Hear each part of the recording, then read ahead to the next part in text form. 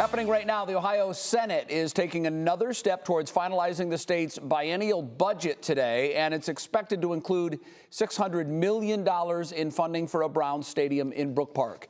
While the budget still needs to then be signed by Governor DeWine before the end of the month, the Senate would be the second branch to back the Browns relocation.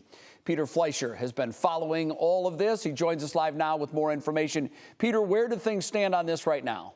Well, Jay, as you know, these hearings at the Capitol are almost never short and simple, and the Ohio Senate has been at it for hours today, hearing amendments and debating the state's $60 billion budget that will cover the next 2 fiscal years. Now, based on everything we've heard publicly from the Senate and other state lawmakers, it does appear the Browns will get their $600 million in public funding.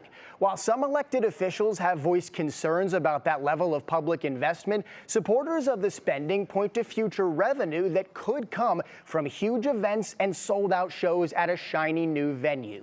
Remember, the Browns' Brook Park funding has gotten 3 different models as the state budget evolved. Now, initially, Governor DeWine proposed raising the state's sports betting tax to create a stadium fund. That was back in February, and it would have helped to fund the Browns' new stadium along with other pro and youth athletic projects. Then in April came along the House, which included $600 million in state bonds to back the Browns. That money would have been paid back over 30 years, but detractors worried it came with too much risk. And now we find ourselves in June. Earlier this month, the Senate proposing pulling $1.7 billion from the state's unclaimed fund and using $600 million of those dollars in a performance grant that would help put the Browns out in Brook Park. So we've seen a lot of different options, and the Ohio Senate still discussing those amendments, and will have to vote to approve the proposal before today's session ends. So, Jay, we've got our eyes on the Capitol, and as soon as there's new information or the Senate takes action, we'll bring you the latest right here on 3 News. All right, very good. Peter Fleischer live from our newsroom. Peter, thank you.